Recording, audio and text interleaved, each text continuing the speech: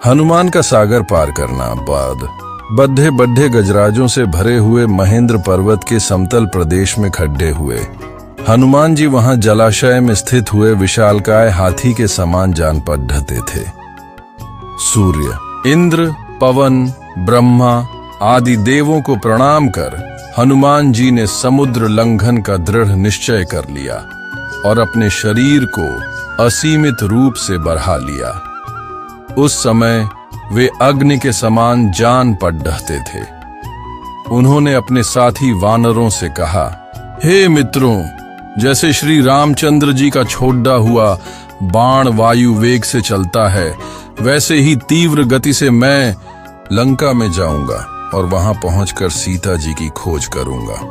यदि वहां भी उनका पता न चला तो रावण को बांध कर रामचंद्र जी के चरणों में लाकर पटक दूंगा। आप विश्वास रखें कि मैं सर्वथा कृतकृत्य होकर ही सीता के साथ लौटूंगा, अन्यथा रावण सहित लंकापुर को ही उखाड़ कर लाऊंगा।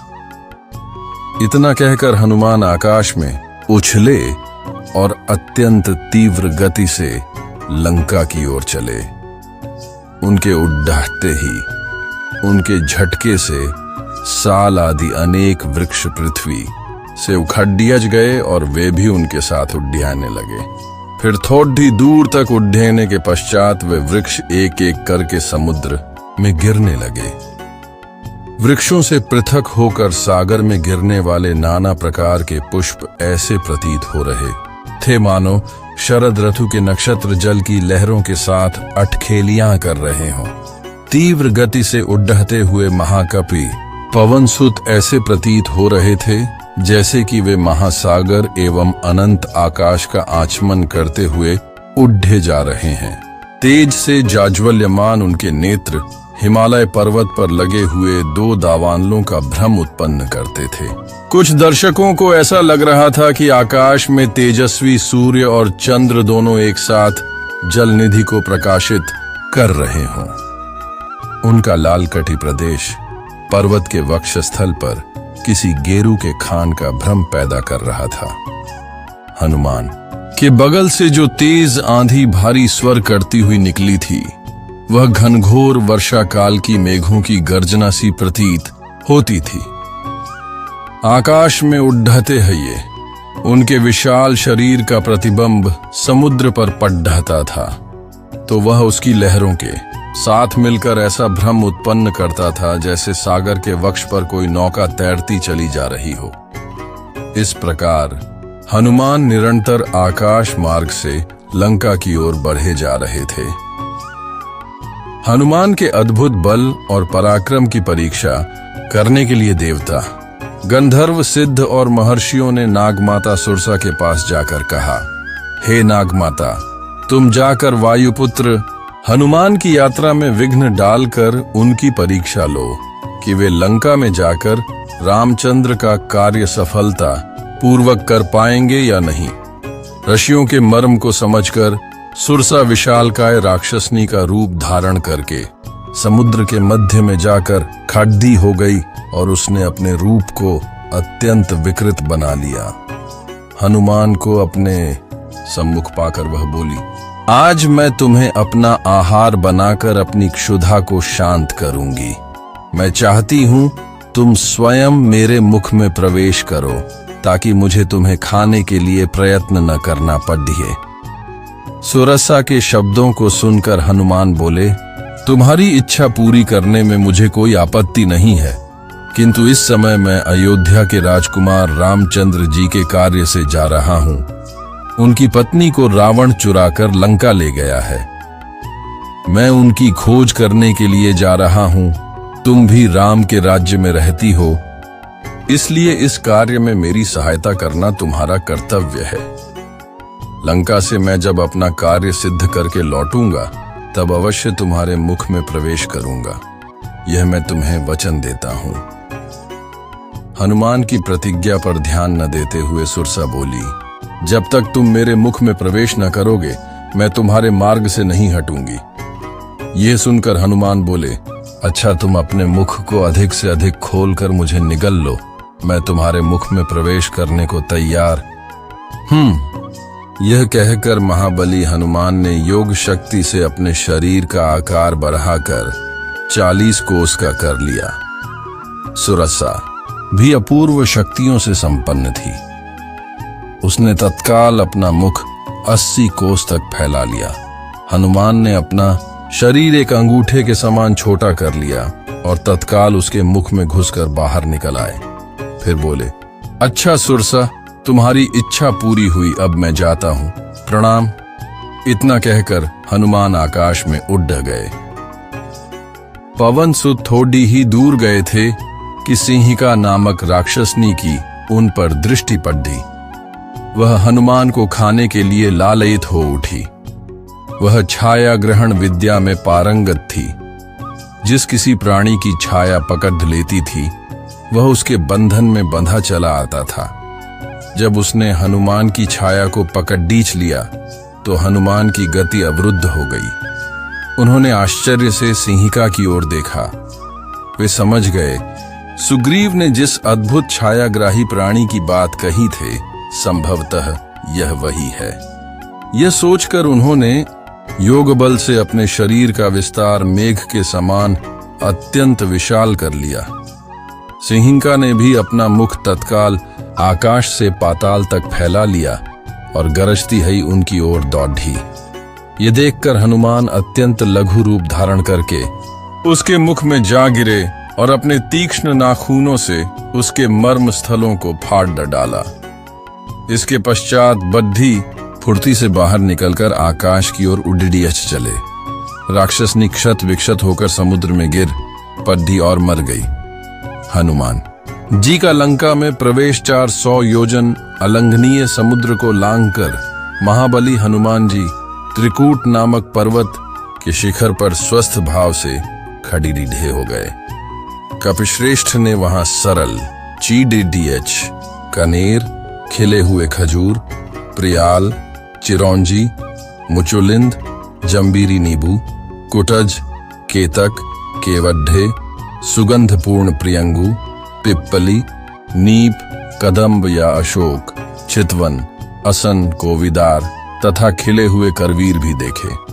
फूलों के भार से लदे हुए तथा मुकुलित अधखिले बहुत से वृक्ष भी उन्हें दृष्टिगोचर हुए, जिनकी डालियां झूम रही थीं और जिन पर नाना प्रकार के पक्षी कलरव कर रहे थे। हनुमान जी धीरे धीरे अद्भुत शोभा से संपन्न रावण पालित लंकापुरी के पास पहुंचे। उन्होंने देखा लंका के चारों ओर कमलों से सुशोभित जलपुरित खाई खुदी हुई है। वह महापुरी सोने की चहार दीवारी से घिरी हुई है। श्वेत रंग की ऊंची ऊंची सड्ढाकें उस पुरी को सब ओर से घेरे हुए थीं।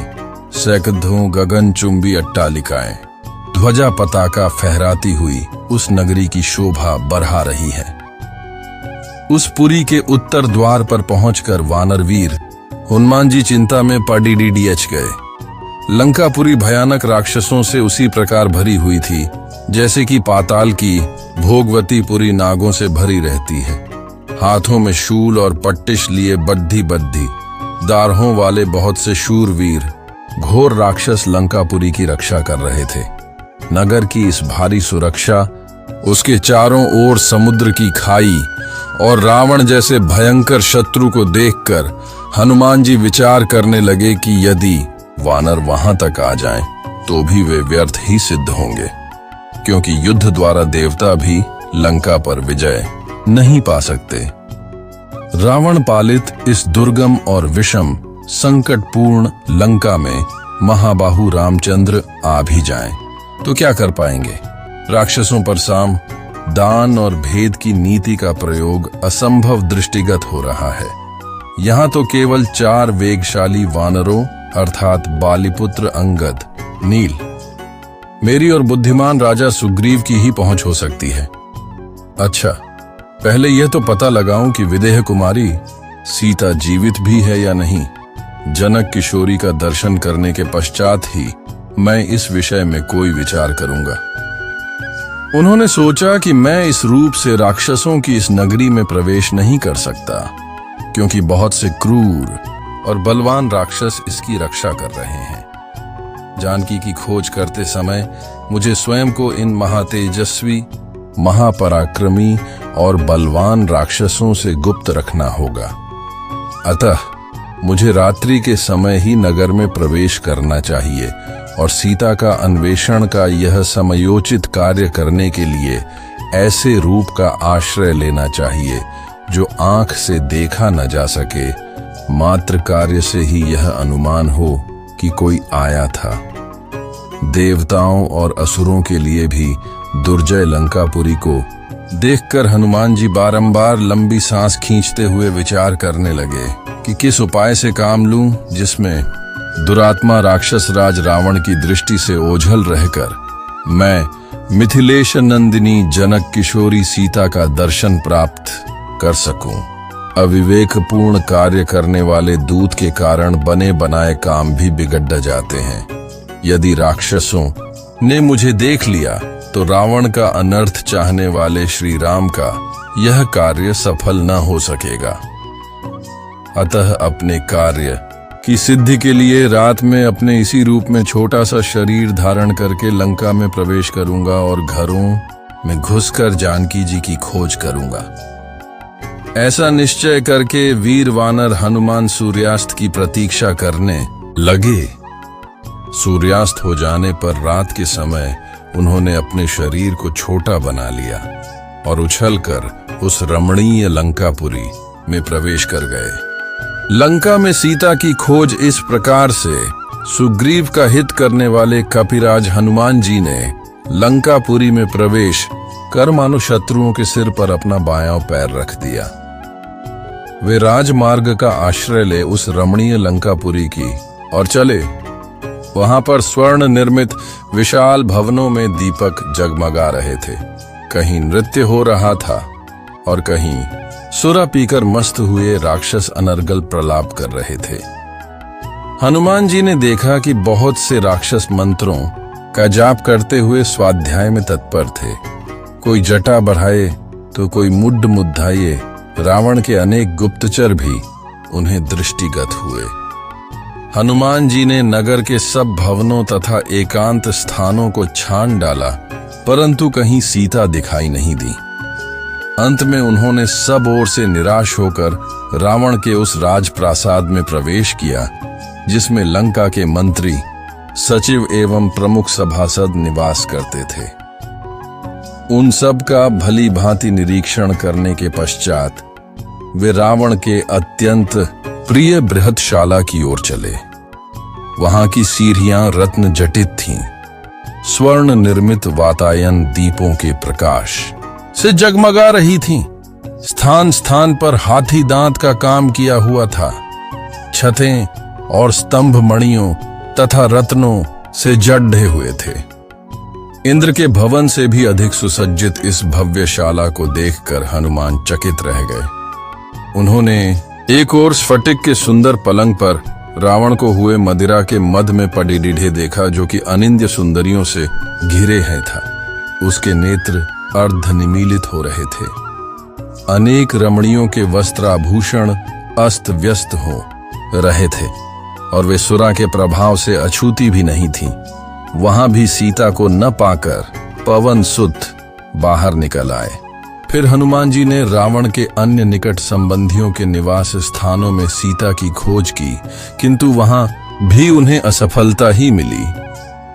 तत्पश्चात हनुमान ने रावण की पटरानी मंदोदरी के भवन में प्रवेश किया। अपने शयनागार में मंदोदरी एक स्फटिक से श्वेत पलंग पर सो रही थी। उसके शैया के चारों ओर रंग बिरंगी सुवासित पुष्प मालाएं झूल रही थीं। उसके अद्भुत रूप, लावण्य, सौंदर्य एवं यौवन को देखकर हनुमान के मन में विचार आया, संभवतः यही जनक नंदिनी सीता है। परंतु उसी क्षण उनके मन में एक और विचार उठा कि ये सीता नहीं हो सकती, क्योंकि रामचंद्र जी के वियोग में पतिव्रता सीता न तो सो सकती हैं और न इस प्रकार आभूषण आदि पहनकर श्रृंगार ही कर सकती हैं। अतएव यह स्त्री अनुपम लावण्यमयी होते हुए भी सीता कदापि नहीं है। यह सोचकर वे उदास हो गए और मंदोदरी के कक्ष से बाहर निकल आए। अकस्मात वे सोचने लगे कि आज मैंने पराई स्त्रियों को अस्त व्यस्त वेश में सोते हुए देखकर भारी पाप किया है। वे इस पर पश्चाताप करने लगे। फिर यह विचार कर उन्होंने अपने मन को शांति दी कि उन्हें देखकर मेरे मन में कोई विकार उत्पन्न नहीं हुआ, इसलिए यह पाप नहीं है। फिर जिस उद्देश्य के लिए मुझे भेजा गया है उसकी पूर्ति के लिए मुझे अनिवार्य रूप से स्त्रियों का अवलोकन करना पड़ेगा। इसके बिना मैं अपना कार्य कैसे पूरा कर सकूंगा। फिर वे सोचने लगे, मुझे सीता जी कहीं नहीं मिली, रावण ने उन्हें मार तो नहीं डाला। यदि ऐसा है तो मेरा सारा परिश्रम व्यर्थ गया। नहीं, मुझे यह नहीं सोचना चाहिए। जब तक मैं लंका का कोना कोना न छान मारूं, तब तक मुझे निराश नहीं होना चाहिए। यह सोचकर अब उन्होंने ऐसे ऐसे स्थानों की खोज आरंभ की जहां तनिक भी असावधानी उन्हें यमलोक तक पहुंचा सकती थी।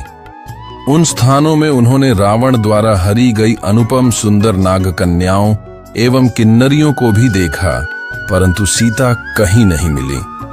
सब ओर से निराश होकर उन्होंने सोचा, मैं बिना सीता जी का समाचार लिए लौटकर किसी को मुख नहीं दिखा सकता, इसलिए यहीं रहकर उनकी खोज करता रहूंगा अथवा अपने प्राण दे दूंगा। यह सोचकर भी उन्होंने सीता को खोजने का कार्य बंद नहीं किया। हनुमान जी अशोक वाटिका में हनुमान जी सीता की खोज के अपने निश्चय पर अडिग हो गए। उन्होंने प्रण कर लिया कि जब तक मैं यशस्विनी श्री रामपत्नी सीता का दर्शन न कर लूंगा, तब तक इस लंकापुरी में बारंबार उनकी खोज करता ही रहूंगा। इधर यह अशोक वाटिका दृष्टिगत हो रही है, जिसके भीतर अनेक विशाल वृक्ष हैं। इस वाटिका में मैंने अभी तक अनुसंधान नहीं किया है, अतः अब इसी में चलकर जनक कुमारी वैदेही को ढूंढना चाहिए। वह अशोक वाटिका चारों ओर से ऊंचे परकोटों से घिरी हुई थी, अतः वाटिका के भीतर जाने के उद्देश्य से हनुमान जी उसकी चहारदीवारी पर रच गए। चहारदीवारी पर बैठे हुए उन्होंने देखा कि वहां साल, अशोक, निम्ब और चंपा के वृक्ष भली भांति खिले हुए थे। बहुवार, नागकेसर और बंदर के मुंह की भांति लाल फल देने वाले आम भी पुष्प मंजरियों से सुशोभित हो रहे थे। अमराइयों से युक्त वे सभी वृक्ष शत शत लताओं से आवेष्टित हो रहे थे। हनुमान जी प्रत्यंचा से छूटे हुए बाण के समान उछले और उन वृक्षों की वाटिका में जा पहुंचे। वह विचित्र वाटिका स्वर्ण और रजत के समान वर्ण वाले वृक्षों द्वारा सब ओर से घिरी हुई थी और नाना प्रकार के पक्षियों के कलरव से गूंजायमान हो रही थी। भांति भांति के विहंगमों और मृग समूहों से उसकी विचित्र शोभा हो रही थी। वह विचित्र काननों से अलंकृत थी और नवोदित सूर्य के समान अरुण रंग की दिखाई देती थी। फूलों और फलों से लदे हुए नाना प्रकार के वृक्षों से व्याप्त हुई उस अशोक वाटिका का मतवाले कोकिल और भ्रमर सेवन करते थे। मृग और द्विज पक्षी मदमत्त हो उठते थे। मतवाले मोरों का कलनाद वहां निरंतर गूंजता रहता था।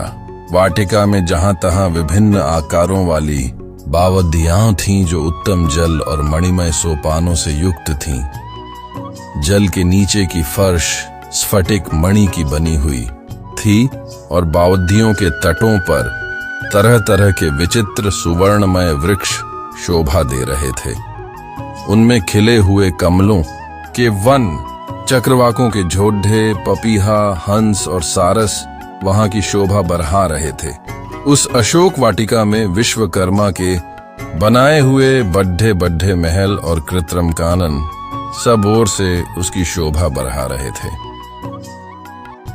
तदंतर महाकपि हनुमान ने एक सुवर्णमयी शिंशपा अशोक वृक्ष देखा जो बहुत से लता वितानों और अगणित पत्तों से व्याप्त था तथा सब और से सुवर्णमयी वेदिकाओं से घिरा था। महान वेगशाली हनुमान जी उस अशोक वृक्ष पर यह सोचकर चढ़ गए कि मैं यहीं से श्री रामचंद्र जी के दर्शन के लिए उत्सुक हुई।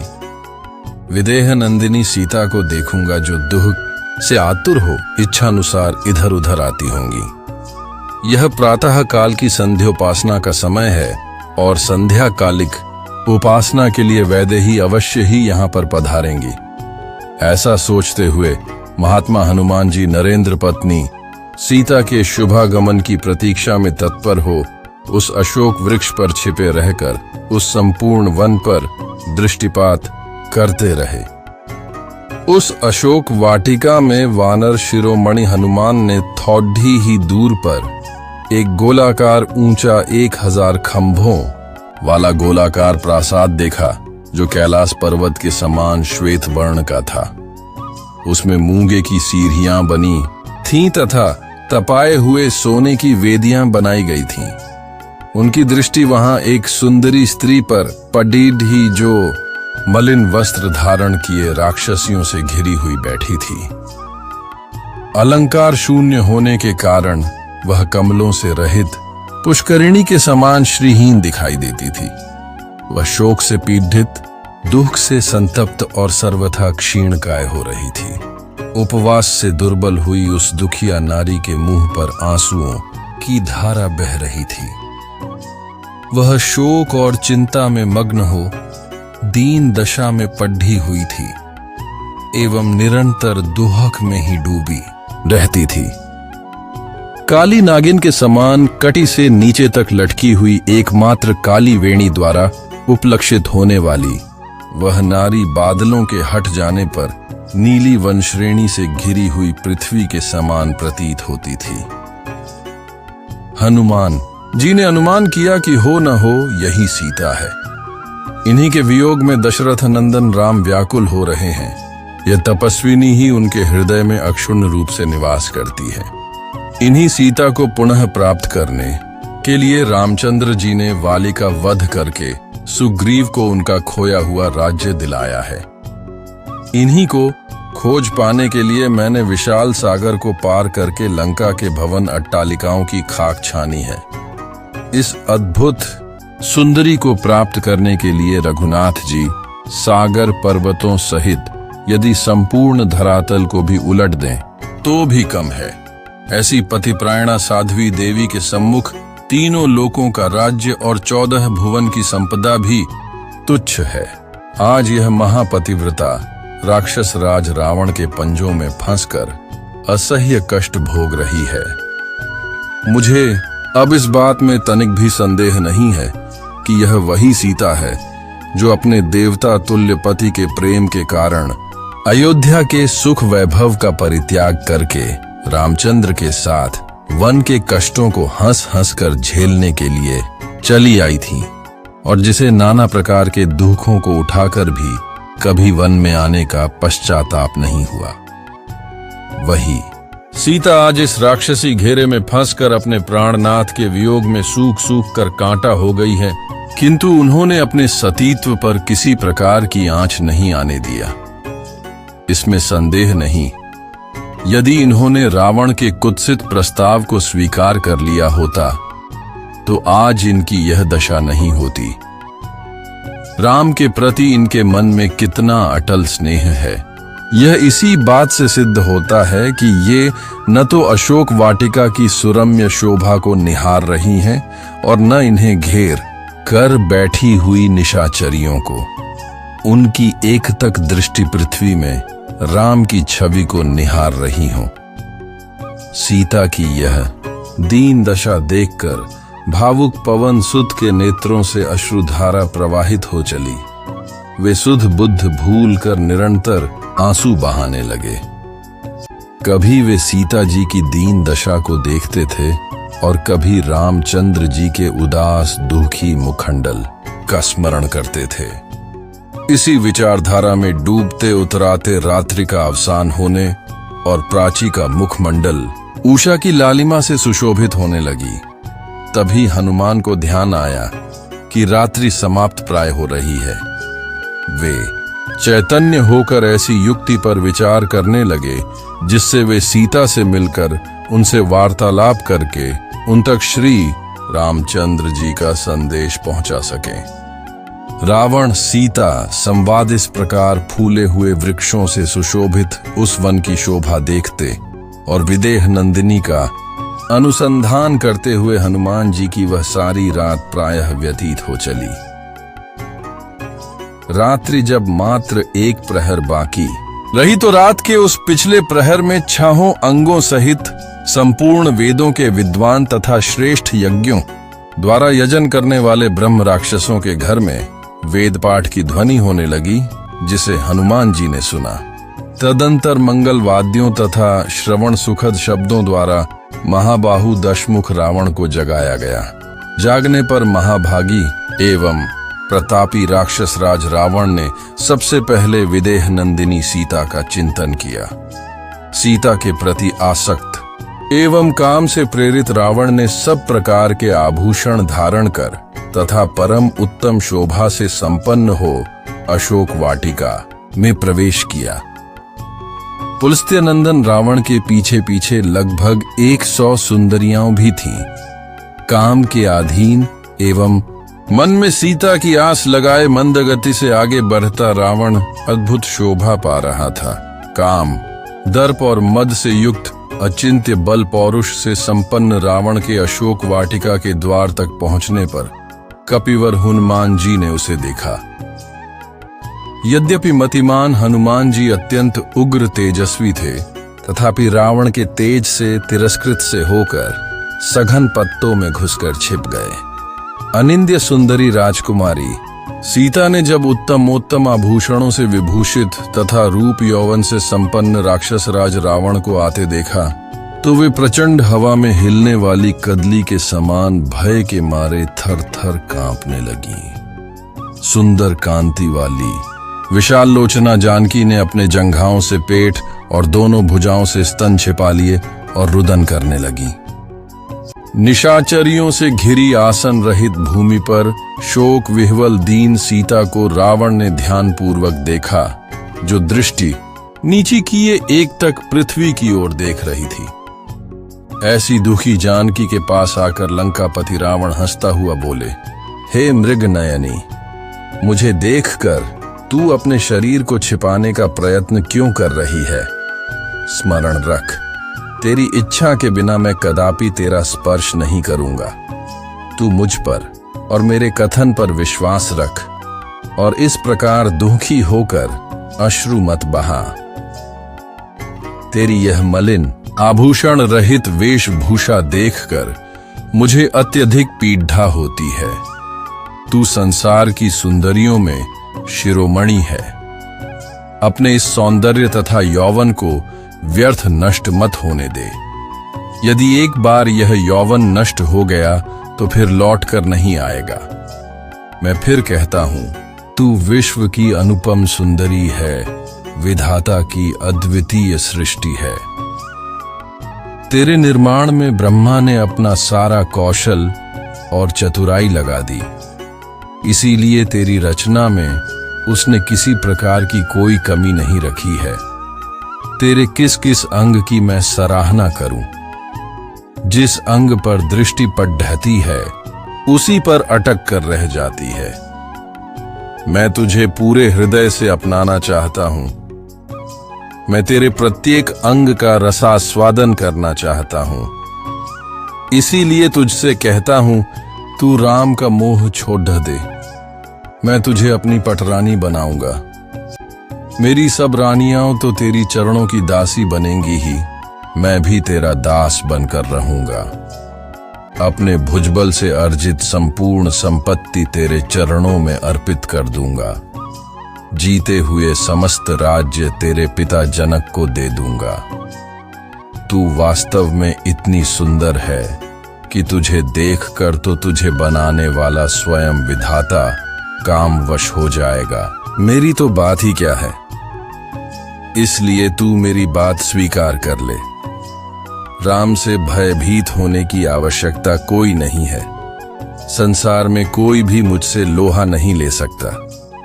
चल, उठकर खड्डी हो जा और सुंदर वस्त्राभूषण धारण करके मेरे साथ रमण कर।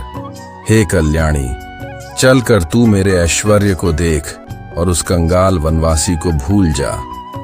तू ही सोच, राम के पास न राज्य है, न धन है, न कोई दास है, न सेना है और न कोई साधन है। फिर यह भी क्या पता है कि वह अभी जीता है या मर गया। यदि जीवित भी हो तो भी न तो तू उसके पास पहुंच सकती है और न वह स्वयं ही यहाँ आ सकता है। अतएव चिंता का परित्याग करके निश्चिंत होकर मेरे साथ रमण कर। रावण के नीच वचनों को सुनकर मध्य में तृण रखकर जानकी बोली, हे लंकेश, तुम्हारे जैसे विद्वान के लिए यह उचित होगा कि तुम अपनी मर्यादाओं का उल्लंघन न करो और मुझसे अपना मन हटाकर अपनी रानियों से प्रेम करो। स्मरण रखो, पापी और नीच भावना रखने वाले पुरुषों को अपने उद्देश्य में कभी सफलता नहीं मिलती। मैं उत्तम कुल में जन्म लेने वाली पतिपरायणा पत्नी हूं। तुम मुझे मेरे सतीत्व से कदापि विचलित नहीं कर सकते। अपने प्राण रहते मैं तुम्हारे नीचता से परिपूर्ण प्रस्ताव को किसी भी दशा में स्वीकार नहीं कर सकती। यदि तुम में तनिक भी न्याय बुद्धि होती तो तुम अन्य स्त्रियों के धर्म की उसी प्रकार रक्षा करते जिस प्रकार अपनी रानियों के सतीत्व की करते हो। क्या इस लंका में ऐसा कोई समझदार व्यक्ति नहीं है जो तुम्हें इस साधारण सी बात का बोध कराए? तुम तो नीतिवान बनते हो।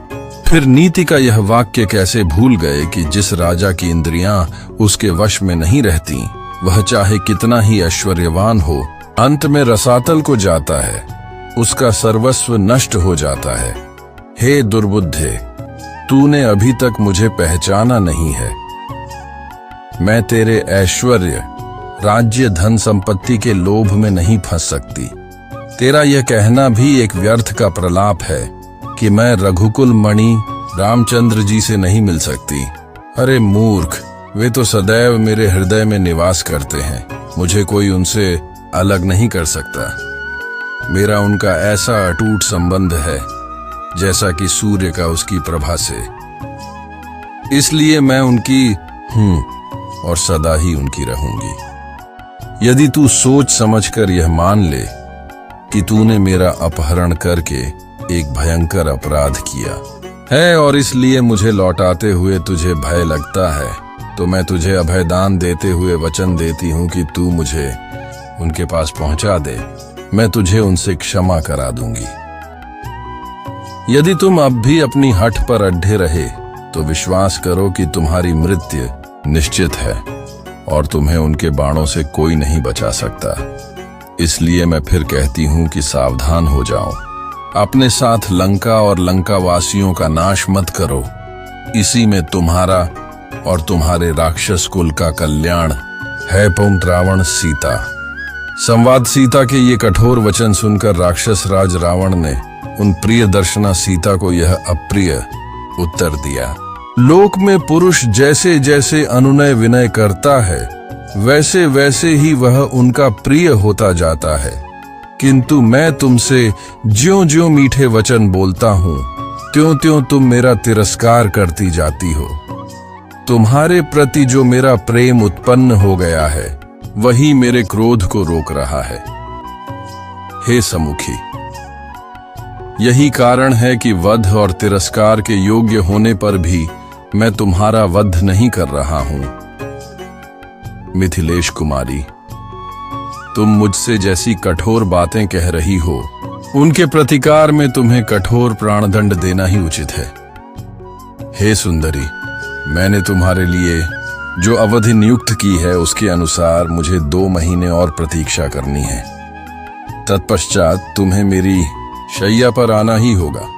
स्मरण रखो, यदि 2 महीने बाद तुमने अपना पति स्वीकार नहीं करोगी तो मेरे रसोइये मेरे कलेवे के लिए तुम्हारे टुकड़े टुकड़े कर डालेंगे। राक्षस राज रावण के इन वचनों को सुनकर पातिव्रत्य और पति के शौर्य के अभिमान से परिपूर्ण सीता ने कहा, निश्चय ही इस नगर में तेरा भला चाहने वाला कोई भी ऐसा पुरुष नहीं है जो तुझे इस निंदित कर्म से रोके।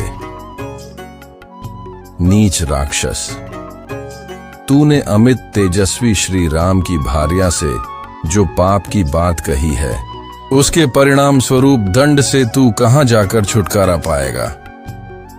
मैं धर्मात्मा श्री राम की धर्मपत्नी और महाराज दशरथ की पुत्र वधू हूं, दशमुख रावण। मेरा तेज ही तुझे भस्म कर डालने के लिए पर्याप्त है। केवल श्री राम की आज्ञा न होने से और अपनी तपस्या को सुरक्षित रखने के विचार से मैं तुझे भस्म नहीं कर रही हूं। निसंदेह तेरे वध के लिए ही विधाता ने यह विधा रच दिया है। तू कितना वीर और पराक्रमी है, इसका पता तो मुझे उसी दिन चल गया था जब तेरे पास इतनी विशाल सेना, बल और तेज होते हुए भी तू मुझे चोरों की भांति मेरे पति की अनुपस्थिति में चुरा लाया था। क्या इससे तेरी कायरता का पता नहीं चलता? सीता के मुख से ऐसे अप्रत्याशित एवं अपमानजनक वचन सुनकर रावण का संपूर्ण शरीर क्रोध से थर थर कांपने लगा। उसके नेत्रों से अंगारे बरसाने लगे। वह धाधता हुआ बोला, अन्यायी और निर्धन मनुष्य का अनुसरण करने वाली नारी, जैसे सूर्यदेव अपने तेज से प्रातःकालिक संध्या के अंधकार को नष्ट कर देते हैं, उसी प्रकार मैं तेरा तत्काल विनाश किए देता हूं। तत्पश्चात रावण ने एकाक्षी, एक आंख वाली, एक कर्णा, एक कान वाली, अश्वपदी, घुड्ढे के समान पैर वाली, सिंहमुखी, सिंह के समान मुख वाली आदि विकराल दिखाई देने वाली राक्षसियों को संबोधित करते हुए कहा, जिस प्रकार भी हो सीता को मेरे वश में होने के लिए विवश करो। यदि वह प्रेम से न माने तो इसे मनचाहा दंड दो, ताकि यह हाथ जोड़ ढाकर गिद्धा गिद्धाती तुई मुझसे प्रार्थना करे और मुझे अपना पति स्वीकार करे। राक्षसियों को इस प्रकार आज्ञा देकर काम और क्रोध से व्याकुल हुआ राक्षस राज रावण सीता की ओर देखकर गर्जना करने लगा। रावण को अत्यंत क्रोधित देखकर मंदोदरी और धान्य मालिनी नाम की एक अन्य राक्षस कन्या शीघ्र रावण के पास आई और उसका आलिंगन कर बोली, हे प्राणनाथ, आप इस कुरूप सीता के लिए क्यों इतने व्याकुल होते हैं? भला इसके फीके पतले अधरों, अनाकर्षक कांति और छोटे भद्दे आकार में क्या आकर्षण है? आप चलकर मेरे साथ विहार कीजिए, इस अभागी को मरने दीजिए। इसके ऐसे भाग्य कहां जो आप जैसे अपूर्व बलिष्ठ, अद्भुत पराक्रमी, तीनों लोकों के विजेता के साथ रमण सुख प्राप्त कर सके। नाथ, जो स्त्री आपको नहीं चाहती उसके पीछे उन्मत्त की भांति दौड़ ढाने से क्या लाभ? इससे तो व्यर्थ ही मन को दुख होता है। जब उन राक्षसियों ने ऐसा कहा और उसे दूसरी ओर हटा ले गई तो मेघ के समान काला और बलवान राक्षस रावण जोर जोर से हंसता हुआ अपने भव्य प्रासाद की ओर चल पड़ा। जानकी राक्षसी घेरे में राक्षस राज रावण के चले जाने के बाद भयानक रूप वाली राक्षसियों ने सीता को घेर लिया और उन्हें अनेक प्रकार से डराने धमकाने लगी। वे सीता की भर्त्सना करते हुए कहने लगी, हे मूर्ख अभागिन, हे नीच नारी, तीनों लोकों और 14 भुवनों को अपने पराक्रम से पराजित करने वाले परम तेजस्वी राक्षस राज की शैया प्रत्येक को नहीं मिलती। यह तो तुम्हारा परम सौभाग्य है कि स्वयं लंकापति तुम्हें अपनी अंकशायिनी बनाना चाहते हैं। तनिक विचार कर देखो, कहां अगाध ऐश्वर्य, स्वर्णपुरी तथा अतुल संपत्ति का एक छित्र स्वामी और कहां वह राज्य से निकाला हुआ कंगालों की भांति वन वन में भटकने वाला हतभाग्य साधारण सा मनुष्य। सोच समझकर निर्णय करो और महाप्रतापी लंकाधिपति रावण को पति के रूप में स्वीकार करो। उसकी अर्धांगिनी बनने में ही तुम्हारा कल्याण है, अन्यथा राम के वियोग में तड़हैप कर मरोगी या राक्षस राज के हाथों मारी जाओगी। तुम्हारा यह कोमल शरीर इस प्रकार नष्ट होने के लिए नहीं है। महाराज रावण के साथ विलास भवन में जाकर रमण करो। महाराज, तुम्हें इतना विलासमय सुख देंगे जिसकी तुमने उस कंगाल वनवासी के साथ रहते कल्पना भी नहीं की होगी। राक्षसियों की ये बातें सुनकर कमल नयनी सीता ने अश्रुपूर्ण नेत्रों से उनकी ओर देखकर कहा, तुम सबका यह लोक विरुद्ध एवं पाप पूर्ण प्रस्ताव मेरे हृदय में क्षण मात्र को भी ठहर नहीं पाता। एक मानव कन्या किसी राक्षस की भार्या नहीं हो सकती। तुम सब लोग भले ही मुझे खा जाओ, किंतु मैं तुम्हारी बात नहीं मान सकती। मेरे पति दीन हो अथवा राज्यहीन, वे ही मेरे स्वामी हैं और मैं सदा उन्हीं में अनुरक्त हूं तथा आगे भी रहूंगी। जैसे सुवर चला सूर्य में, महाभागा शची इंद्र में, अरुंधति महर्षि वशिष्ठ में, रोहिणी चंद्र में, सुकन्या च्यवन में, सावित्री सत्यवान में, श्रीमती कपिल में, मदयंती सौदास में, केशनी सगर में और दमयंती नल में अनुराग रखती हैं, वैसे ही मैं भी अपने पति इक्ष्वाकु वंश शिरोमणि श्री राम में अनुरक्त हूं। सीता के वचन सुनकर राक्षसियों के क्रोध की सीमा न रही। वे रावण की आज्ञा अनुसार कठोर वचनों द्वारा उन्हें धमकाने लगीं। अशोक वृक्ष में चुपचाप छिपे बैठे हुए हनुमान जी सीता को फटकारती हुई राक्षसियों की बातें सुनते रहे। वे सब राक्षसियाओं कुपित होकर कांपती हुई सीता पर चारों ओर से टूट पड़ी। उनका क्रोध बहुत बढ़ा हुआ था। राक्षसियों के बारंबार धमकाने पर सर्वांग सुंदरी कल्याणी सीता अपने आंसू पोंछती हुई उसी अशोक वृक्ष के नीचे चली आईं, जिस पर हनुमान जी छिपे बैठे थे। शोक सागर में डूबी हुई विशाल लोचना वैदेही वहां चुपचाप बैठ गईं। वे अत्यंत दीन व दुर्बल हो गई थीं तथा उनके वस्त्र मलिन हो चुके थे। विकराल राक्षसियां फिर उन्हें घेर कर तरह तरह से धमकाने लगीं। विकराल रूप वाली राक्षसियों के द्वारा इस प्रकार से धमकाए जाने पर देवकन्या के समान सुंदरी सीता धैर्य छोड़ डांट कर रोने लगी। विलाप करते हुए वे कहने लगी, हे भगवान, अब यह विपत्ति नहीं सही जाती। प्रभो, मुझे इस विपत्ति से छुटकारा दिलाओ या मुझे इस पृथ्वी से उठा लो। बड़े लोगों ने सच कहा है कि समय से पहले मृत्यु भी नहीं आती। आज मेरी कैसी दयनीय दशा हो गई है। कहां अयोध्या का वह राजप्रासाद जहां मैं अपने परिजनों तथा पति के साथ अलौकिक सुख भोगती थे, और कहां यह दुर्दिन जब मैं पति से विमूलीक्त छल द्वारा हरी गई। इन राक्षसों के फंदों में फंसकर निरीह हिरणी की भांति दुखी हो रही हूं। आज अपने प्राणेश्वर के बिना मैं जल से निकाली गई मछली की भांति तड़प रही हूं। इतनी भयंकर वेदना सहकर भी मेरे प्राण नहीं निकल रहे हैं। आश्चर्य यह है कि मर्मांतक पीड़ा सहकर भी मेरा हृदय टुकड़े टुकड़े नहीं हो गया। मुझ जैसी अभागिनी कौन होगी जो अपने प्राणाधिक प्रियतम से बिछुद्ध कर भी अपने प्राणों को संजोए बैठी है। अभी न जाने कौन कौन से दुख मेरे भाग्य में लिखे हैं। न जाने वह दुष्ट रावण मेरी कैसी दुर्गति करेगा। चाहे कुछ भी हो, मैं उस महापातकी को अपने बाएं पैर से भी स्पर्श न करूंगी। उसके इंगित पर आत्मसमर्पण करना तो दूर की बात है। यह मेरा दुर्भाग्य ही है। किस एक परम प्रतापी वीर की भार्या होकर भी दुष्ट रावण के हाथों सताई जा रही हूं, और वे मेरी रक्षा करने के लिए अभी तक यहां नहीं पहुंचे। मेरा तो भाग्य ही उल्टा चल रहा है। यदि परोपकारी जटायुराज इस नीच के हाथों न मारे जाते तो वे अवश्य राघव को मेरा पता बता देते और वे आकर रावण का विनाश करके मुझे इस भयानक यातना से मुक्ति दिलाते। परंतु मेरा मन कह रहा है दी, दुष्चरित्र रावण के पापों का घड़ा भरने वाला है। अब उसका अंत अधिक दूर नहीं है। वह अवश्य ही मेरे पति के हाथों मारा जाएगा। उनके तीक्ष्ण बाण लंका को लंपट राक्षसों के आधिपत्य से मुक्त करके अवश्य मेरा उद्धार करेंगे। किंतु उनकी प्रतीक्षा करते करते मुझे इतने दिन हो गए और वे अभी तक नहीं आए।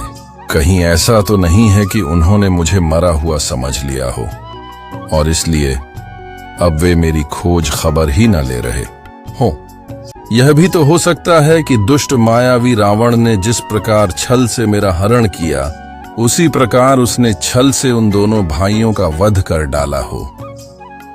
उस दुष्ट के लिए कोई भी नीच कार्य अकरणीय नहीं है। दोनों दशाओं में मेरे जीवित रहने का प्रयोजन नहीं है।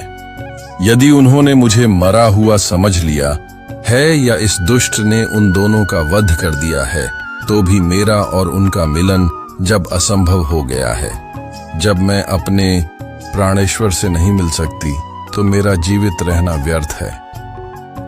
मैं अभी इसी समय अपने प्राणों का उत्सर्ग करूंगी। सीता के निराशा भरे वचनों को सुनकर पवन पुत्र हनुमान अपने मन में विचार करने लगे कि अब इस बात में कोई संदेह नहीं है कि यह ही जनकनंदिनी जानकी है, जो अपने पति के वियोग में व्याकुल हो रही है। यही वह समय है जब इन्हें धैर्य की सबसे अधिक आवश्यकता है।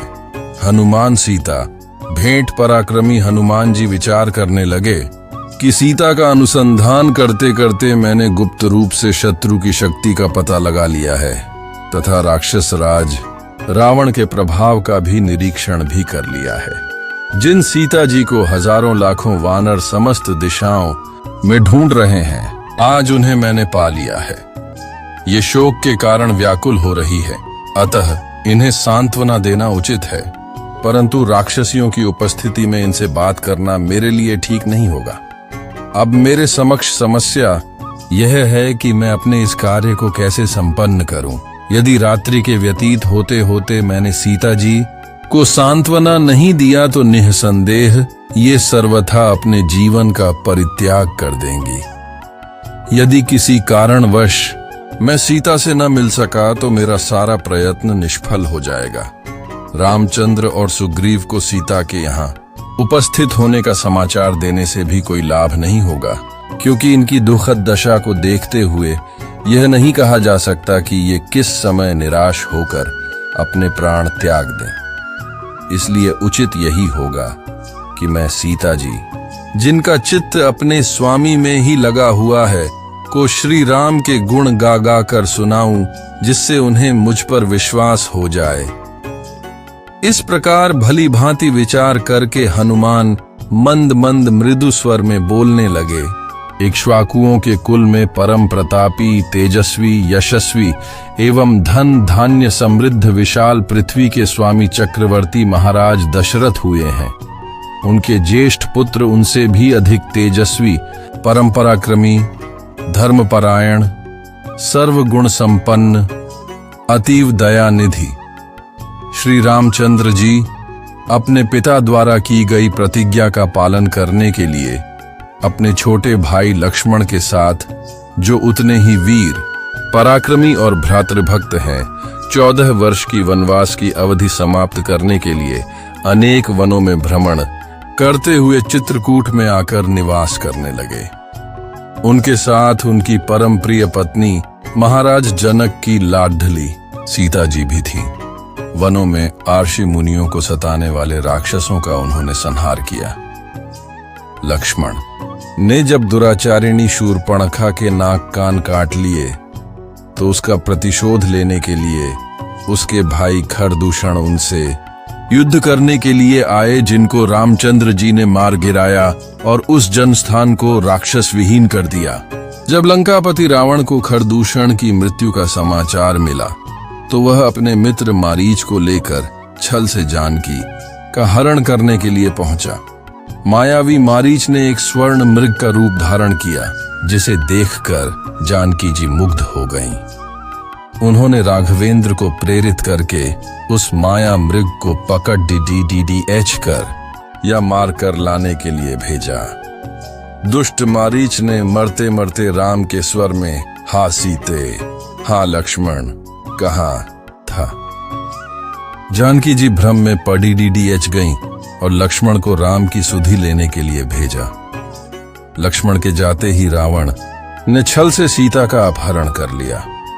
लौटकर राम ने जब सीता को न पाया, तो वे वन वन घूमकर सीता की खोज करने लगे। मार्ग में वानर राज सुग्रीव से उनकी मित्रता हुई। मुग्रीव ने अपने लाखों वानरों को 10 दिशाओं में जानकी जी को खोजने के लिए भेजा। मुझे भी आपको खोजने का काम सौंपा गया। मैं 400 कोस चौधे सागर को पार करके यहाँ पहुंचा हूं। श्री रामचंद्र जी ने जानकी जी के रूप, रंग, आकृति, गुणों आदि का जैसे वर्णन किया था, उस शुभ गुणों वाली देवी को आज मैंने देख लिया है। इतना कहकर हनुमान चुप हो गए। उनकी बातें सुनकर जनकनंदिनी सीता को विस्मय युक्त प्रसन्नता हुई। जब उन्होंने ऊपर नीचे तथा इधर उधर दृष्टिपात किया तो शाखा के भीतर छिपे हुए विद्युत पुंज के सामन अत्यंत पिंगल वर्ण वाले श्वेत वस्त्रधारी हनुमान जी पर उनकी दृष्टि पड़ी। स्वयं पर सीता जी की दृष्टि पर डसते देखकर मूंगे के समान लाल मुख वाले महातेजस्वी पवन कुमार उस अशोक वृक्ष से नीचे उतर आए। माथे पर अंजलि बांध सीता जी निकट आकर उन्होंने विनीत भाव से दीनता पूर्वक प्रणाम किया और मधुर वाणी में कहा, हे देवी, आप कौन हैं? आपका कोमल शरीर सुंदर वस्त्राभूषणों से सुसज्जित होने योग्य होते हुए भी आप इस प्रकार का नीरस जीवन व्यतीत कर रही हैं। आपके अश्रु भरे नेत्रों से झांत होता है कि आप अत्यंत दुखी हैं। आपको देखकर ऐसा प्रतीत होता है कि आप आकाश मंडल से गिरी हुई रोहिणी हैं। आपके शोक का क्या कारण है? कहीं आपका कोई प्रियजन स्वर्ग तो नहीं सिधार गया? कहीं आप जनकनंदिनी सीता तो नहीं हैं जिन्हें लंकापति रावण जनस्थान से चुरा लाया है? जिस प्रकार आप बार बार ठंडी सांसें लेकर हाँ राम पुकारती हैं, उससे ऐसा अनुमान लगता है कि आप विदेह कुमारी जानकी ही हैं। यदि आप सीता जी ही हैं तो आपका कल्याण हो। आप मुझे सही सही बताइए, क्या मेरा यह अनुमान सही है? हनुमान का प्रश्न सुनकर सीता बोली, हे वानर राज, तुम्हारा अनुमान अक्षरशः सही है। मैं जनकपुरी के महाराज जनक की पुत्री, अयोध्या के चक्रवर्ती महाराज दशरथ की पुत्र वधू तथा परम तेजस्वी धर्मात्मा श्री रामचंद्र जी की पत्नी हूं। जब श्री रामचंद्र जी अपने पिता की आज्ञा से वन में निवास करने के लिए ली आए तो मैं भी उनके साथ वन में आ गई थी। वन से ही यह दुष्ट पापी रावण छल पूर्वक मेरा अपहरण करके मुझे यहाँ ले आया। वह मुझे निरंतर यातनाएं दे रहा है। आज भी वह मुझे 2 मास की अवधि देकर गया है। यदि 2 मास के अंदर मेरे स्वामी ने मेरा उद्धार नहीं किया तो मैं अवश्य प्राण त्याग दूंगी। यही मेरे शोक का कारण है। अब तुम मुझे कुछ अपने विषय में बताओ। गुड। हनुमान का सीता को मुद्रिका देना। सीता के वचन सुनकर वानर शिरोमणि हनुमान जी ने उन्हें सांत्वना देते हुए कहा, देवी, मैं श्री रामचंद्र का दूत हनुमान हूँ और आपके लिए संदेश लेकर आया हूँ। विदेह नंदिनी, श्री रामचंद्र और लक्ष्मण सकुशल हैं और उन्होंने आपका कुशल समाचार पूछा है। रामचंद्र जी केवल आपके वियोग में दुखी और शोकाकुल रहते हैं। उन्होंने मेरे द्वारा आपके पास अपना कुशल समाचार भेजा है और तेजस्वी लक्ष्मण जी ने आपके चरणों में अपना अभिवादन कहलाया है। पुरुष सिंह श्री राम और लक्ष्मण का समाचार सुनकर देवी सीता के संपूर्ण अंगों में हर्ष जनित रोमांच हो आया और उनका मुरझाया हुआ हृदय कमल खिल उठा। विषादग्रस्त मुखमंडल पर आशा की किरणें प्रदीप्त होने लगीं। इस अप्रत्याशित सुखद समाचार ने उनके मृत प्राय शरीर में नवजीवन का संचार किया। तभी अकस्मात सीता को ध्यान आया कि रामदूत कहने वाला यह वानर कहीं स्वयं मायावी रावण ही न हो। ये सोचकर वह वृक्ष की शाखा छोड़ डाचकर पृथ्वी पर चुपचाप बैठ गई और बोली, हे मायावी, तुम स्वयं रावण हो और मुझे छलने के लिए आए हो। इस प्रकार के छल प्रपंच तुम्हें शोभा नहीं देते और न उस रावण के लिए ही ऐसा करना उचित है। और यदि तुम स्वयं रावण हो तो तुम्हारे जैसे विद्वान शास्त्रज्ञ पंडित के लिए तो यह कदापि शोभा नहीं देता। एक बार सन्यासी के भेष में मेरा अपहरण किया, अब एक वानर के भेष में मेरे मन का भेद जानने के लिए आए हो। धिक्कार है तुम पर और तुम्हारे पांडित्य पर। यह कहते हुए सीता शोकमग्न होकर जोर जोर से विलाप करने लगी। सीता को अपने ऊपर संदेह करते देख हनुमान को बहुत दुख हुआ। वे बोले, देवी, आपको भ्रम हुआ है। मैं रावण या उसका गुप्तचर नहीं हूं। मैं वास्तव में आपके प्राणेश्वर राघवेंद्र का भेजा हुआ दूत हूं। अपने मन से सब प्रकार के संशयों का निवारण करें और विश्वास करें कि मुझसे आपके विषय में सूचना पाकर श्री रामचंद्र जी अवश्य दुरात्मा रावण का विनाश करके आपको इस कष्ट से मुक्ति दिलाएंगे। वह दिन दूर नहीं है जब रावण को अपने कुकर्मों का दंड मिलेगा और लक्ष्मण के तीक्ष्ण बाणों से लंकापुरी जलकर भस्मीभूत हो जाएगी। मैं वास्तव में श्री राम का दूत हूं। वे वन वन में आपके वियोग में दुखी होकर आपको खोजते फिर रहे हैं। मैं फिर कहता हूं कि भरत के भ्राता श्री रामचंद्र जी ने आपके पास अपना कुशल समाचार भेजा है और शत्रुघ्न के सहोदर भ्राता लक्ष्मण ने आपको अभिवादन कहलवाया है। हम सबके लिए यह बड़े आनंद और संतोष की बात है कि राक्षस राज के फंदे में फंसकर भी आप जीवित हैं। अब वह दिन दूर नहीं है जब आप पराक्रमी राम और लक्ष्मण को सुग्रीव की असंख्य वानर सेना के साथ लंकापुरी में देखेंगी। वानरों के स्वामी सुग्रीव रामचंद्र जी के परम मित्र हैं। मैं उन्हीं सुग्रीव का मंत्री हनुमान हूं, न कि रावण या उसका गुप्तचर, जैसा कि आप मुझे समझ रही हैं। जब रावण आपका हरण करके ला रहा था, उस समय जो वस्त्राभूषण आपने हमें देखकर फेंके थे, वे मैंने ही संभाल कर रखे थे और मैंने ही उन्हें राघव को दिए थे। उन्हें देखकर रामचंद्र जी वेदना से व्याकुल होकर विलाप करने लगे थे। अब भी वे आपके बिन नली 6 वन में उदास और उन्मत्त होकर घूमते रहते हैं। मैं उनके दुख का वर्णन नहीं कर सकता। हनुमान के इस विस्तृत कथन को सुनकर जानकी का संदेह कुछ दूर हुआ, परंतु अब भी वह उन पर पूर्णतया विश्वास नहीं कर पा रही थी। वे बोली, हनुमान, तुम्हारी बात सुनकर एक मन कहता है कि तुम सच कह रहे हो। मुझे तुम्हारी बात पर विश्वास कर लेना चाहिए, परंतु मायावी रावण के छल प्रपंच को देखकर मैं पूर्णतया आश्वस्त नहीं हो पा रही हूं। क्या किसी प्रकार तुम मेरे इस संदेह को दूर कर सकते हो? सीता जी के तर्कपूर्ण वचनों को सुनकर हनुमान ने कहा, हे महाभागे, इस मायावी कपटपूर्ण वातावरण में रहते हुए आपका हृदय शंकालु हो गया है। इसके लिए मैं आपको दोष नहीं दे सकता, परंतु आपको यह विश्वास दिलाने के लिए कि मैं वास्तव में श्री रामचंद्र जी का दूत हूं, आपको एक अकाट्य प्रमाण देता हूं। रघुनाथ जी भी यह समझते थे कि संभव है कि आप मुझ पर विश्वास न करें। उन्होंने अपनी यह मुद्रिका दी है, इसे आप अवश्य पहचान लेंगी। यह कहकर हनुमान ने रामचंद्र जी की वह मुद्रिका सीता को दे दी, जिस पर राम का नाम अंकित था।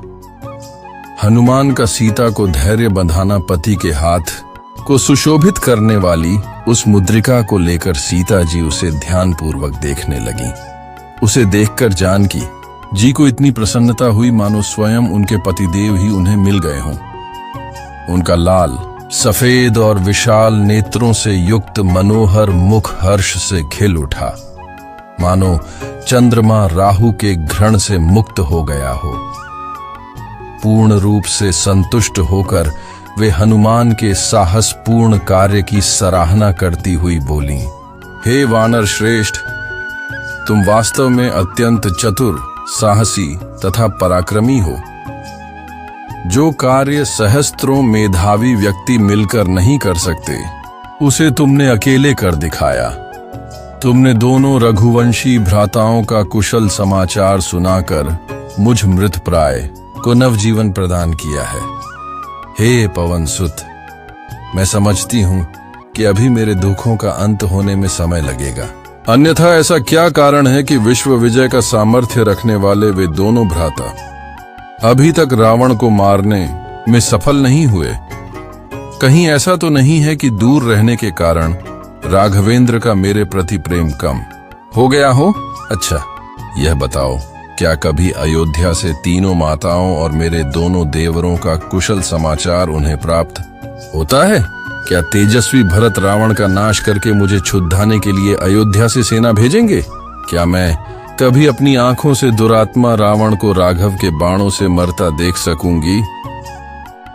हे वीर, अयोध्या से वन के लिए चलते समय रामचंद्र जी के मुख पर जो अटल आत्मविश्वास तथा धैर्य था, क्या अब भी वह वैसा ही है? सीता के इन प्रश्नों को सुनकर हनुमान बोले, हे देवी, जब रघुनाथ जी को आपकी दशा की सूचना मुझसे प्राप्त होगी, तब वे बिना समय नष्ट किए वानरों और वृक्षों की विशाल सेना को लेकर लंकापति रावण पर आक्रमण करके उसकी इस स्वर्णपुरी को धूल में मिला देंगे और आपको इस बंधन से मुक्त करा के ले जाएंगे।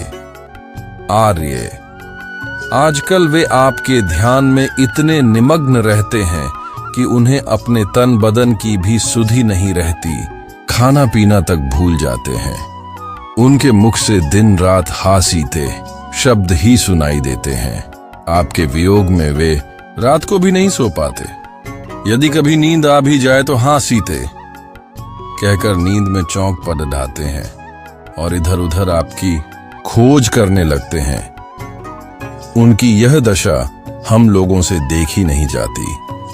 हम उन्हें धैर्य बंधाने का प्रयास करते हैं, किंतु हमें सफलता नहीं मिलती। उनकी पिद्धा बढ़ती जाती है। अपने प्राणनाथ की दशा का यह करुण वर्णन सुनकर जानकी के नेत्रों से अविरल अश्रुधारा बह चली। वे बोली, हनुमान, तुमने जो यह कहा है कि वे मेरे अतिरिक्त किसी अन्य का ध्यान नहीं करते, इससे तो मेरे स्त्री हृदय को अपार शांति प्राप्त हुई है। किंतु मेरे वियोग में तुमने उनकी जिस करुण दशा का चित्रण किया है, वह मुझे विषमिश्रित अमृत के समान लगा है और उससे मेरे हृदय को प्राणांतक पीड़ा पहुंची है। वानर शिरोमणे, दैव के विधान को रोकना प्राणियों के वश की बात नहीं है। यह सब विधाता का विधान है, जिसने हम दोनों को एक दूसरे के विरह में तड्ड छिपने के लिए छोड़ ढह दिया है। न जाने वह दिन कब आएगा जब वे रावण का वध करके मुंह दुखिया को दर्शन देंगे। उनके वियोग में तड़पते हुए मुझे 10 मास व्यतीत हो चुके हैं। यदि 2 मास के अंदर उन्होंने मेरा उद्धार नहीं किया तो दुष्ट रावण मुझे मृत्यु के घाट उतार देगा। वह बद्धा कामी तथा अत्याचारी है। वह वासना में इतना अंधा हो रहा है कि वह किसी की अच्छी सलाह मानने को तैयार नहीं होता। उसी के भाई विभीषण की पुत्री कला मुझे बता रही थी कि उसके पिता विभीषण ने रावण से अनेक बार अनुग्रह किया कि वह मुझे वापस मेरे पति के पास पहुंचा दे, परंतु उसने उसकी एक न मानी। वह अब भी अपनी हठ पर अड्डा हुआ है। मुझे अब केवल राघव के पराक्रम पर ही विश्वास है, जिन्होंने अकेले ही खरदूषण को उनके 14 सहस्त्र युद्ध कुशल सेनानियों सहित मार डाला था। देखें अब वह घड़ी कब आती है जिसकी मैं व्याकुलता से प्रतीक्षा कर रही हूं। यह कहते हुए सीता अपने नेत्रों से आंसू बहाने लगी। सीता को विलाप युक्त वचन को सुनकर हनुमान ने उन्हें धैर्य बंधाते हुए कहा, देवी, आप दुखी न हो। मैं आपको विश्वास दिलाता हूं कि मेरे पहुंचते ही प्रभु वानर सेना सहित लंका पर आक्रमण करके दुष्ट रावण का वध कर आपको मुक्त करा देंगे। मुझे तो यह लंकापति कोई असाधारण बलवान दिखाई नहीं देता। यदि आप आज्ञा दें तो मैं अभी इसी समय आपको अपनी पीठ पर बिठाकर लंका के परकोटे को फांद कर विशाल सागर को लांघता हुआ श्री रामचंद्र जी के पास पहुंचा दूं। मैं चाहूं तो इस संपूर्ण लंकापुरी को रावण तथा राक्षसों सहित उठाकर राघव के चरणों में ले जाकर पटक दूं। इनमें से किसी भी राक्षस में इतनी सामर्थ्य नहीं है कि वह मेरे मार्ग में बाधा बनकर खड़दहा हो सके। हनुमान का विशाल रूप वानर श्रेष्ठ हनुमान के मुख से यह अद्भुत वचन सुनकर सीता जी ने विस्मय पूर्वक कहा, वानर युद्धपति हनुमान, तुम्हारा शरीर तो छोटा है, तुम इतनी दूरी वाले मार्ग पर मुझे कैसे ले जा सकोगे? तुम्हारे इस दुस्साहस को मैं वानरोचित चपलता ही समझती हूँ। सीता का अपने प्रति अविश्वास हनुमान को अपना तिरस्कार सा लगा। फिर उन्होंने सोचा कि मेरी शक्ति और सामर्थ्य से अपरिचित होने के कारण ही ये ऐसा कह रही हैं, अतः इन्हें यह दिखा देना ही उचित होगा कि मैं अपनी इच्छानुरूप रूप धारण कर सकता। ऐसा सोचकर वे बुद्धिमान कपिवर उस वृक्ष से नीचे कूद पड़े और सीता जी को विश्वास दिलाने के लिए बरहने लगे। क्षण मात्र में उनका शरीर मेरु पर्वत के समान ऊंचा हो गया। वे प्रज्वलित अग्नि के समान तेजस्वी प्रतीत होने लगे।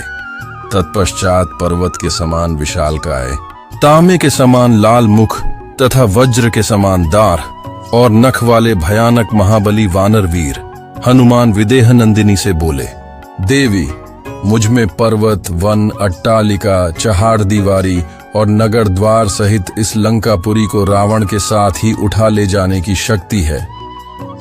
अतः हे विदेह नंदिनी, आपकी आशंका व्यर्थ है।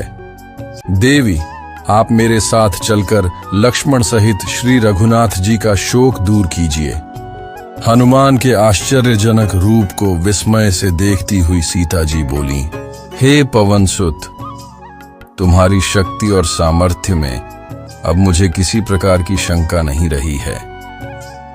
तुम्हारी गति वायु के समान और तेज अग्नि के समान है, किंतु मैं तुम्हारे प्रस्ताव को स्वीकार करने में असमर्थ। मैं अपनी इच्छा से अपने पति के अतिरिक्त किसी अन्य पुरुष के शरीर का स्पर्श नहीं कर सकती। मेरे जीवन में मेरे शरीर का स्पर्श केवल एक परपुरुष ने किया है, और वह दुष्ट रावण है जिसने मेरा हरण करते समय मुझे बलात् अपनी गोद में उठा लिया था। उसकी वेदना से मेरा शरीर आज तक जल रहा है। इसका प्रायश्चित तभी होगा जब राघव उस दुष्ट का वध करेंगे। इसी में मेरा प्रतिशोध और उनकी प्रतिष्ठा है। जानकी के मुख से ऐसे युक्त युक्त वचन सुनकर हनुमान का हृदय गदगद हो गया। वे प्रसन्न होकर बोले, हे देवी, महान सती साध्वियों को शोभा देने वाले ऐसे शब्द आप जैसी परम पतिव्रता विदुषी ही कह सकती हैं। आपकी दशा का वर्णन मैं श्री रामचंद्र जी से विस्तार पूर्वक करूंगा और उन्हें शीघ्र ही लंकापुरी पर आक्रमण करने के लिए प्रेरित करूंगा। अब आप मुझे कोई ऐसी निशानी दे दें जिसे मैं श्री रामचंद्र जी को देकर आपके जीवित होने का विश्वास दिला सकूं और उनके अधीर हृदय को धैर्य बंधा सकूं। हनुमान के कहने पर सीता जी ने अपना चूड़ामणि खोलकर उन्हें देते हुए कहा, यह चूड़ामणि तुम उन्हें दे देना। इसे देखते ही उन्हें मेरे साथ साथ मेरी माता जी और अयोध्यापति महाराज दशरथ का भी स्मरण हो आएगा। वे इसे भली भांति पहचानते हैं। उन्हें मेरा कुशल समाचार देकर लक्ष्मण और वानरराज सुग्रीव को भी मेरी ओर से शुभकामनाएं व्यक्त करना। यहाँ मेरी जो दशा है और मेरे प्रति रावण तथा उसकी क्रूर दासियों का जो व्यवहार है, वह सब तुम अपनी आंखों से देख चुके हो। तुम समस्त विवरण रघुनाथ जी से कह देना। लक्ष्मण से कहना, मैंने तुम्हारे ऊपर अविश्वास करके जो तुम्हें अपने ज्येष्ठ भ्राता के पीछे कटुवचन कहकर भेजा था, उसका मुझे बहुत पश्चाताप है और आज मैं उसी मूर्खता का परिणाम भुगत रही हूँ। पवन सुत, और अधिक मैं क्या कहूँ, तुम स्वयं बुद्धिमान और चतुर हो। जैसा उचित प्रतीत हो वैसा कहना और करना। जानकी के ऐसा कहने पर दोनों हाथ जोड़ डाकर हनुमान उनसे विदा लेकर चल दिए। हनुमान राक्षस युद्ध सीता से विदा लेकर जब हनुमान चले तो वे सोचने लगे कि जानकी का पता तो मैंने लगा लिया, उनको रामचंद्र जी का संदेश देने के अतिरिक्त उनसे भी राघव के लिए संदेश प्राप्त कर लिया। अब शत्रु की शक्ति का भी ज्ञात कर लेना चाहिए। राक्षसों के प्रति साम, दान और भेद नीति अपनाने से लाभ होना नहीं है, अतः मुझे यहाँ दंड नीति अपनाने के लिए अपने पराक्रम का प्रदर्शन करना ही उचित जान पड़ता है। ऐसा सोचकर उन्होंने अशोक वाटिका को विध्वंस करने का विचार किया, जो रावण अत्यंत प्रिय थी। उन्होंने विचार किया, जब वह अपनी प्रिय वाटिका को उजड़ने का समाचार सुनेगा तो अवश्य क्रुद्ध होकर अपने वीर सैनिकों को मुझे पकड़ बेचने या मारने के लिए भेजेगा। यह विचार आते ही वे वाटिका के सुंदर वृक्षों को तोड़ने तथा उखाड़ने, जलाशयों को मथने और पर्वत शिखरों को चूर चूर करने लगे।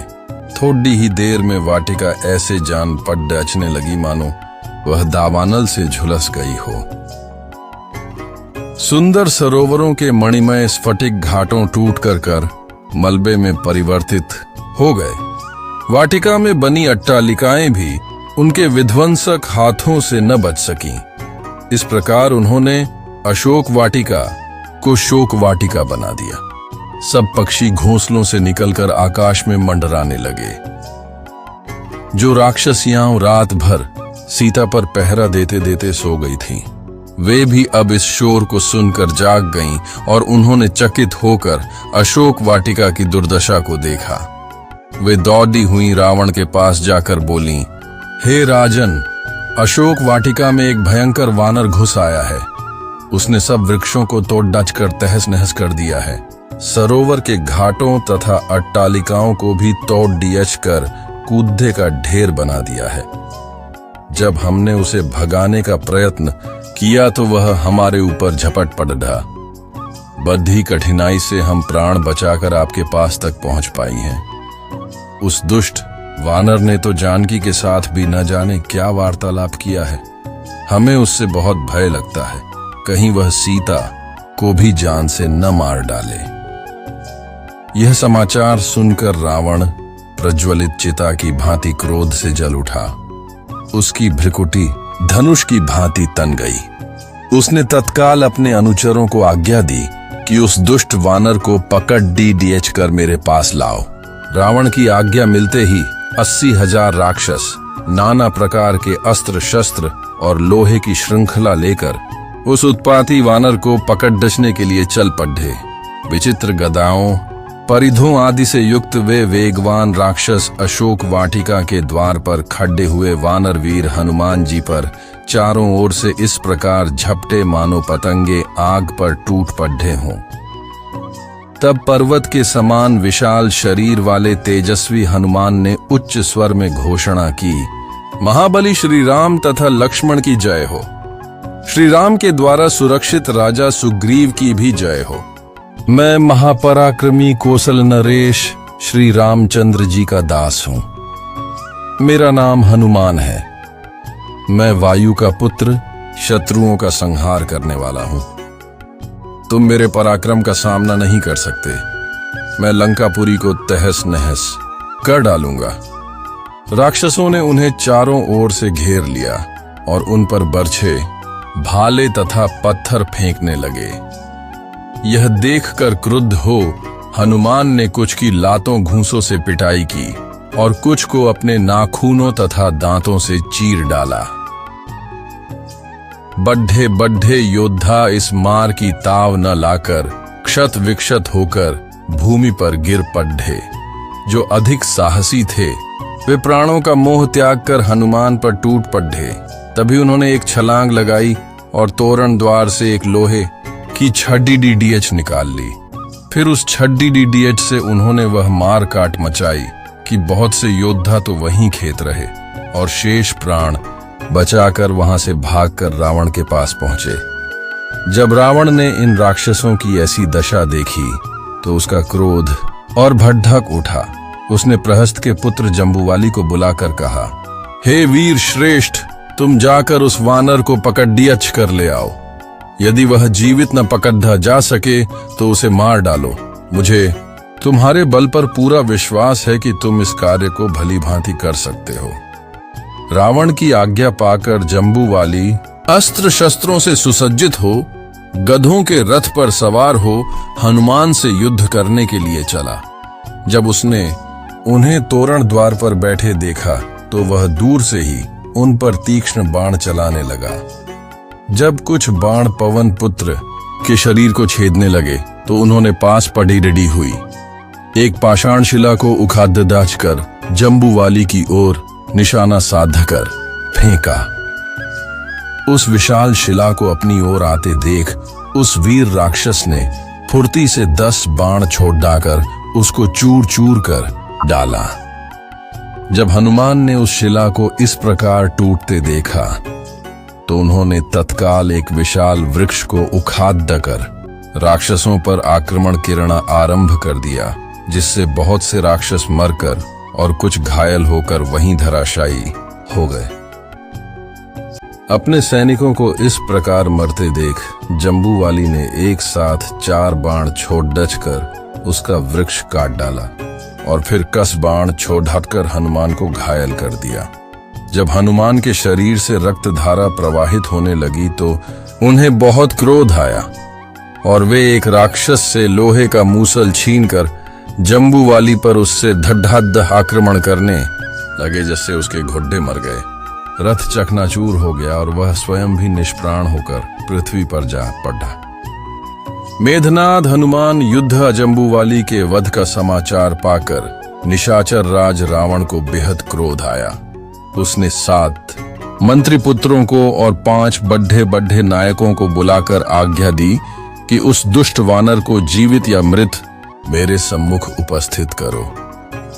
राक्षस राज की आज्ञा पाते ही 7 मंत्रिपुत्र और 5 नायक नाना प्रकार के शस्त्रास्त्रों से सुसज्जित असंख्य राक्षस सुभटों की एक विशाल सेना लेकर हो अशोक वाटिका की ओर चल पड़े।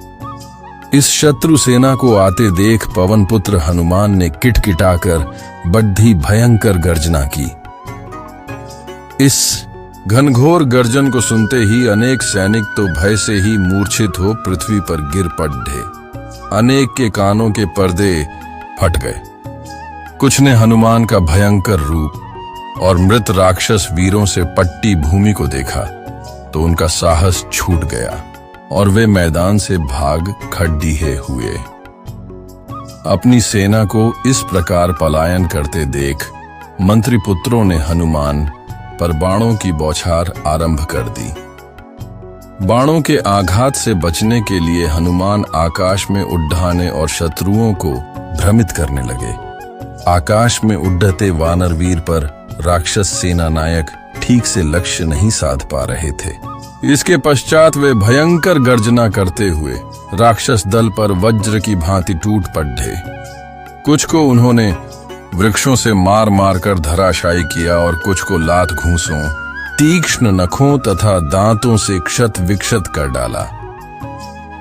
इस प्रकार उन्होंने जब 7 मंत्रिपुत्रों को यमलोक पहुंचा दिया तो विरूपाक्ष, यूपाक्ष, दुर्धर्ष, प्रघर्ष और भास्कर्ण नामक 5 नायक तीक्ष्ण बाणों से हनुमान पर आक्रमण करने लगे।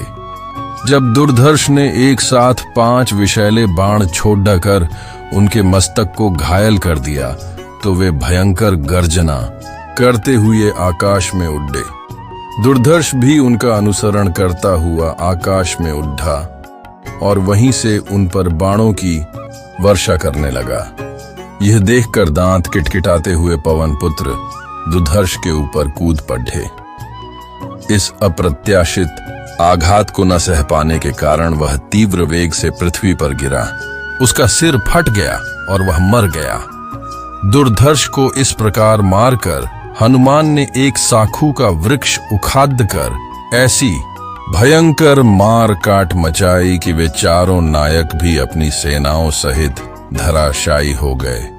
कुछ राक्षस अपने प्राण बचाकर बेतहाशा दौड़ाते हुए रावण के दरबार में पहुंच गए और वहां जाकर उसे सब योद्धाओं के मारे जाने का समाचार दिया।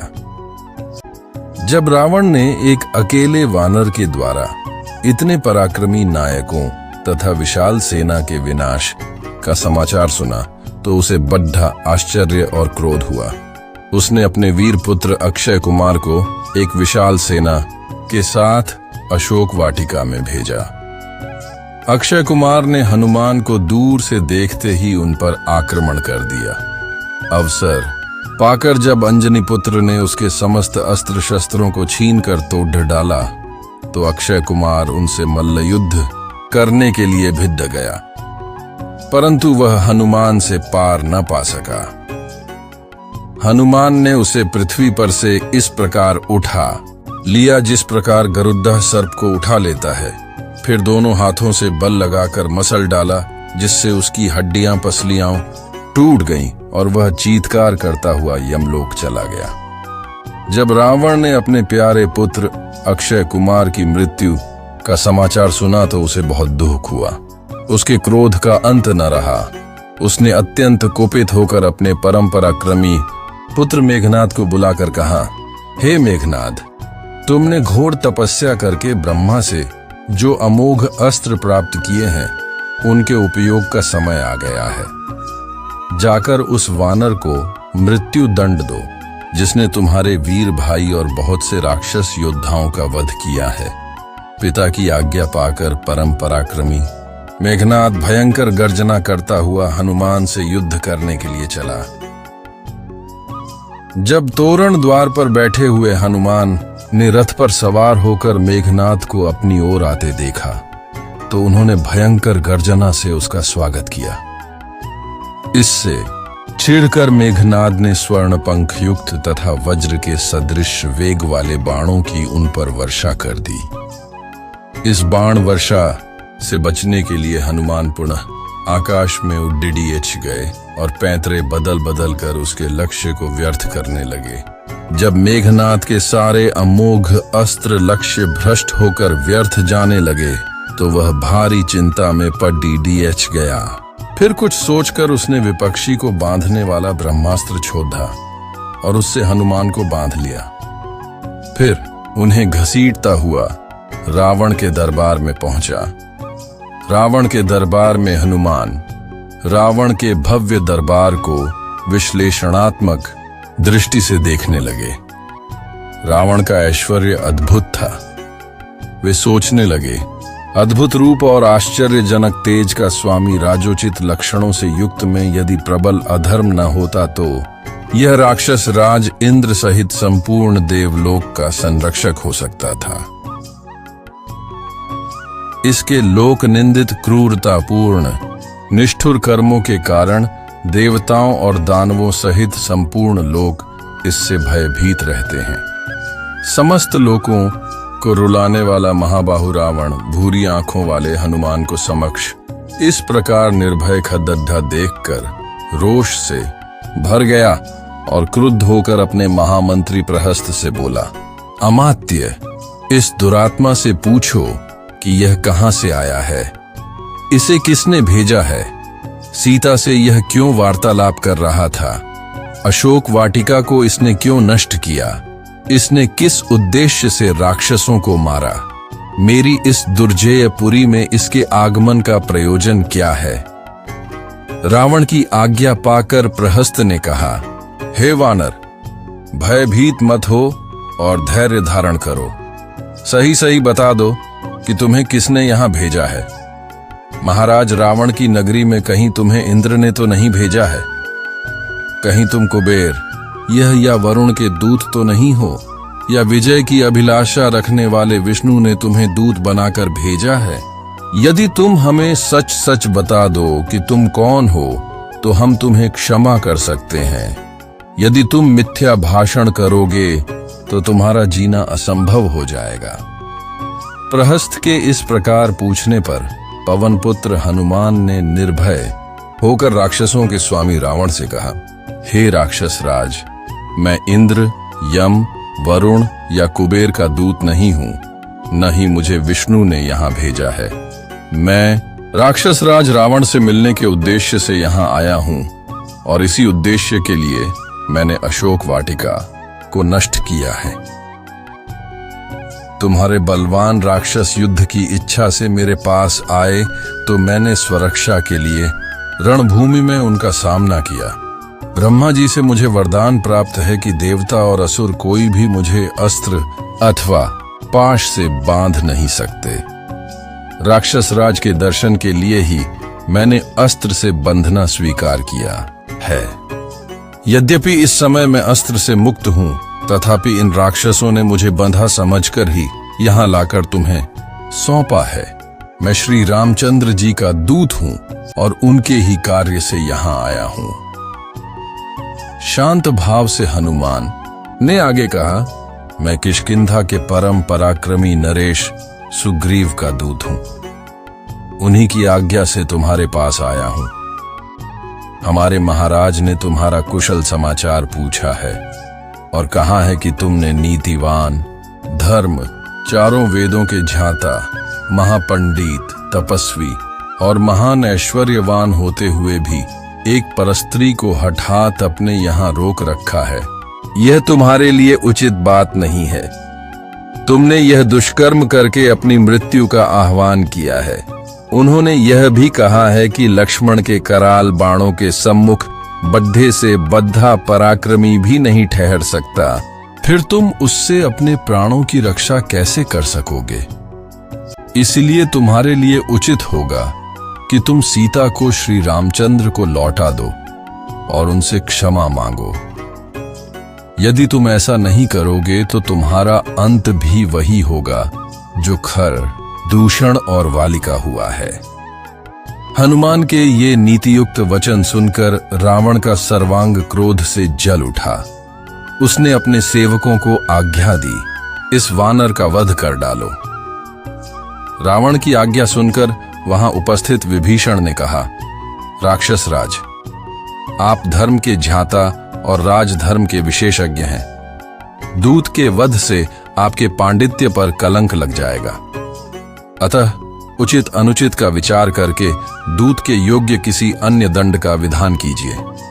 विभीषण के वचन सुनकर रावण ने कहा, शत्रुसूदन, पापियों का वध करने में पाप नहीं है। इस वानर ने वाटिका का विध्वंस तथा राक्षसों का वध करके पाप किया है, अतः मैं अवश्य ही इसका वध करूंगा।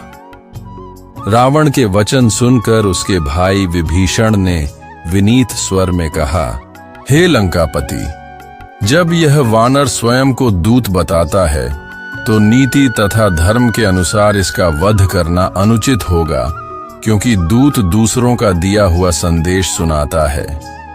वह जो कुछ कहता है वह उसकी अपनी बात नहीं होती, इसलिए वह अवध्य होता है। विभीषण की बात पर विचार करने के पश्चात रावण ने कहा, तुम्हारा यह कथन सत्य है कि दूत अवध्य होता है, परंतु इसने अशोक वाटिका का विध्वंस किया है, इसलिए इसे दंड मिलना चाहिए।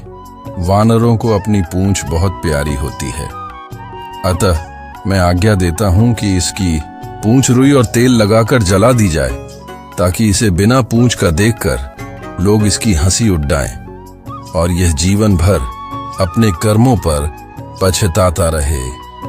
रावण की आज्ञा पाते ही राक्षसों ने हनुमान की पूंछ को रुई और पुराने कपड्डों से लपेटकर उस पर बहुत सा तेल डालकर आग लगा दी। अपने पूंछ को जलते देख हनुमान को बहुत क्रोध आया। सबसे पहले तो उन्होंने रुई लपेटने और आग लगाने वाले राक्षसों को जलती पूंछ से मार मार कर पृथ्वी पर सुला दिया। वे जलते चीखते चिल्लाते वहां से अपने प्राण लेकर भागे। कुछ राक्षस उनका अपमान करने के लिए उन्हें बाजारों में घुमाने के लिए ले चले। उस दृश्य को देखने के लिए बाजारों में राक्षसों की और घरों के छज्जों तथा खिड़कियों पर स्त्रियों की भीड़ जमा हो गई। मूर्ख राक्षस उन्हें अपमानित करने के लिए उन पर कंकड़ पत्थर फेंकने तथा अपशब्द कहने लगे। इस अपमान से क्रुद्ध होकर स्वाभिमानी पवनसुत एक ही झटके से सारे बंधनों को तोड़ ढाकर नगर के ऊंचे फाटक पर चढ़ गए और लोहे का एक बद्धा सा चक्का उठाकर अपमान करने वाले राक्षसों पर टूट पड़े। लंका दहन राक्षसों की भीड़ भयभीत होकर भाग गई। हनुमान जी के समस्त मनोरथ पूर्ण हो गए थे। वे विचार करने लगे कि मैंने अशोक वाटिका को नष्ट कर दिया, बद्धे बड्ढे राक्षसों का भी मैंने वध कर डाला और रावण की काफी बड़ी सेना का संहार भी कर दिया, तो फिर लंका के इस दुर्ग को भी क्यों न ध्वस्त कर दूं? ऐसा करने से समुद्र लंघन का मेरा परिश्रम पूर्णतः सफल हो जाएगा। मेरी पूंछ में जो ये अग्निदेव देदीप्यमान हो रहे हैं, इन्हें इन श्रेष्ठ गृहों की आहूत देकर तृप्त करना ही न्याय संगत जान पड़ डसता है। ऐसा सोचकर वे जलती हुई पूंछ के साथ लंका की ऊंची ऊंची अट्टालिकाओं पर चढ़ गए और विचरण करने लगे। घूमते घूमते वायु के समान बलवान और महान वेगशाली हनुमान उछलकर प्रहस्त के महल पर जा पहुंचे और उसमें आग लगाकर महापार्श्व के घर पर कूद गए तथा उसमें भी कालाग्नि की ज्वाला को फैला दिया। तत्पश्चात महातेजस्वी महाकपि ने क्रमशः वज्रदंष्ट्र, शुक, सारण, मेघनाद, जम्बुवाली, सुमाली, शोणिताक्ष, कुंभकर्ण, नरांतक, यज्ञशत्रु, ब्रह्मशत्रु आदि प्रमुख राक्षसों के भवनों को अग्नि की भेंट चढ़ा दिया। इनसे निवृत्त होकर वे स्वयं रावण के प्रासाद पर कूद पड़े। उसके प्रमुख भवन को जलाने के पश्चात वे बड्ढे उच्च स्वर से गर्जना करने लगे। उसी समय प्रलयंकर आंधी चल पड़ी, जिसने आग की लपटों को दूर दूर तक फैलाकर भवनों के अधजले भागों को भी जला डाला। लंका की इस भयंकर दुर्दशा से सारे नगर में हृदय विदारक हाहाकार मच गया। बद्धी बद्धी अट्टालिकाएं भारी विस्फोट करती हुई धराशायी होने लगीं। स्वर्ण निर्मित लंकापुरी के जल जाने से उसका स्वर्ण पिघल पिघल कर सद्धकों पर बहने लगा। सहस्त्रों राक्षस और उनकी पत्नियां हाहाकार करती हुई इधर उधर दौड़ने लगी। आकाश मंडल अग्नि के प्रकाश से जगमगा उठा। उसमें रक्त एवं कृष्ण वर्ण धुआं भर गया, जिसमें से फुलदियों की भांति चिंगारियां छूटने लगी। इस भयंकर ज्वाला में सहस्त्रों राक्षस जल गए और उनके जले अधजले शरीरों से भयंकर दुर्गंध फैलने लगी। संपूर्ण लंकापुरी में केवल एक भवन ऐसा था जो अग्नि के प्रकोप से सुरक्षित था, और वह था नीतिवान विभीषण का प्रासाद। लंका को भस्मीभूत करने के पश्चात वे पुनः अशोक वाटिका में सीता के पास पहुंचे। उन्हें सादर प्रणाम करके बोले, हे माता, अब मैं यहाँ से श्री रामचंद्र जी के पास लौट रहा हूँ। रावण को और लंका वासियों को मैंने राघव की शक्ति का थोड़ा सा आभास करा दिया है। अब आप निर्भय होकर रहें। अब शीघ्र ही रामचंद्र जी वानर सेना के साथ लंका पर आक्रमण करेंगे और रावण को मारकर आपको अपने साथ ले जाएंगे। अब मुझे आज्ञा दें ताकि मैं लौटकर आपका शुभ संदेश श्री रामचंद्र जी को सुनाऊं, जिससे वे आपको छुड़ाने की व्यवस्था करें। यह कहकर और सीता जी को धैर्य बंधाकर हनुमान अपने कटक की ओर चल पड़े। जनकनंदिनी से विदा लेकर तीव्र वेग से विशाल सागर को पार करते हुए हनुमान वापस सागर के उस तट पर पहुंचे जहां असंख्य वानर जांबवंत के और अंगद के साथ उनकी प्रतीक्षा में आंखें बिछाए बैठे थे। अपने साथियों को देखकर हनुमान ने आकाश में ही भयंकर गर्जना की, जिसे सुनकर जांबवंत ने प्रसन्नता पूर्वक कहा, मित्रों, हनुमान की इस गर्जना से प्रतीत होता है कि वे अपने उद्देश्य में सफल होकर लौटे हैं। इसलिए हमें खड़ीडीढे होकर हर्ष ध्वनि के साथ उनका स्वागत करना चाहिए। उन्होंने हमें यह सौभाग्य प्रदान किया है कि हम लौटकर रामचंद्र जी और वानर राज सुग्रीव को अपना मुख दिखा सकें। इतने में ही हनुमान ने वहां पहुंचकर सबका अभिवादन किया और लंका का समाचार कह सुनाया। जब सब वानरों ने सीता से हुई भेंट का समाचार सुना तो उनके हृदय प्रसन्नता से भर उठा और वे श्री रामचंद्र तथा पवन सुत की जय जयकार से वातावरण को गूंजायमान लगे। इसके पश्चात वे लोग हनुमान को आगे करके सुग्रीव के निवास स्थान प्रस्रवण पर्वत की ओर चले। मार्ग में वे मधुवन नामक वाटिका में पहुंचे, जिसकी रक्षा का भार सुग्रीव के मामा दधिमुख पर था। इस वाटिका के फल अत्यंत स्वादिष्ट थे और उनका उपयोग केवल राज परिवार के लिए सीमित था। अंगद ने सब वानरों को आज्ञा दी कि वे जी भरकर इन स्वादिष्ट फलों का उपयोग करें। आज्ञा पाते ही सब वानर उन फलों पर इस प्रकार टूट पड़े जैसे लूट का माल हो। अपनी क्षुधा निवारण कर फिर कुछ देर आराम कर वे सब सुग्रीव के पास पहुंचे और उनसे सारा वृतांत कहा। सीता का संदेश देना। समस्त वृतांत सुनने के पश्चात सुग्रीव सभी आगत वानरों सहित विचित्र कानों से सुशोभित प्रस्रवण पर्वत पर श्री रामचंद्र जी के पास गए। करबद्ध हनुमान ने रामचंद्र जी को सीता जी का समाचार देते हुए विनय पूर्वक कहा, प्रभु, रावण ने जानकी जी को क्रूर राक्षसियों के पहरे में रख छोड़ा है, जो उन्हें नित्य नई नई विधियों से त्रास देती हैं और उनका अपमान करती हैं। यह सब कुछ मैंने स्वयं देखा है। वे केवल आपके दर्शनों की आशा पर ही जीवित रहकर यह दुख और अपमान सहन कर रही है। उधर रावण निरंतर उनके पीछे पड़ा हुआ है। वे अपने सतीत्व की रक्षा के लिए सदा भयभीत रहती हैं। इतना कहकर हनुमान ने सीता के द्वारा दी गई दिव्य चूड़ामणि श्री रामचंद्र जी को देते हुए कहा, नाथ, मैंने उन्हें आपका संदेश सुनाकर आपकी मुद्रिका दे दी थी। उन्होंने यह अपनी निशानी आपको देने के लिए दी है। सीता का संदेश पाकर श्री राम अत्यंत प्रसन्न हुए और उन्होंने उठकर पवनसुत को अपने हृदय से लगा लिया। वे बोले, हे अंजनी कुमार, सीता का संदेश मुझे विस्तार पूर्वक सुनाओ।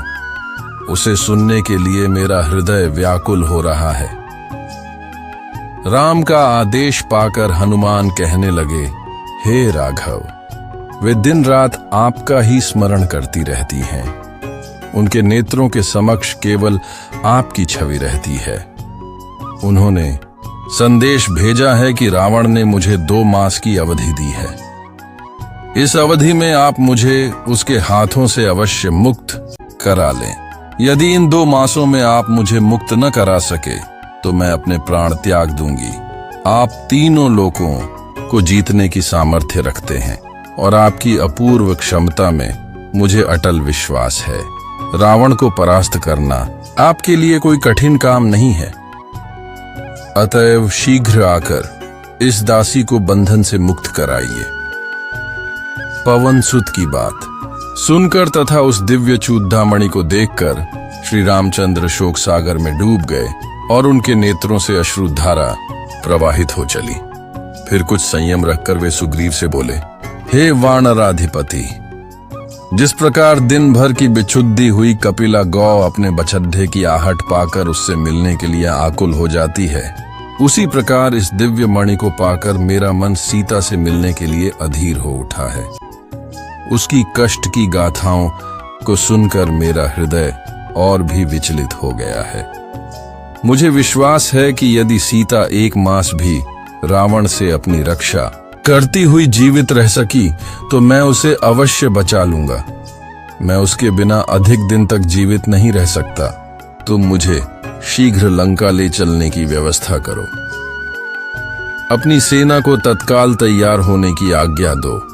अब मेरे बाण रावण के प्राण लेने के लिए तरकस में अकुला रहे हैं। अब वह दिन दूर नहीं है जब जानकी और सारा संसार रावण को सपरिवार मेरे बाणों के रथ पर बैठकर यमलोक को जाता देखेंगे। इस प्रकार वाल्मीकि द्वारा रचित महाकाव्य रामायण सुंदरकांड समाप्त हुआ।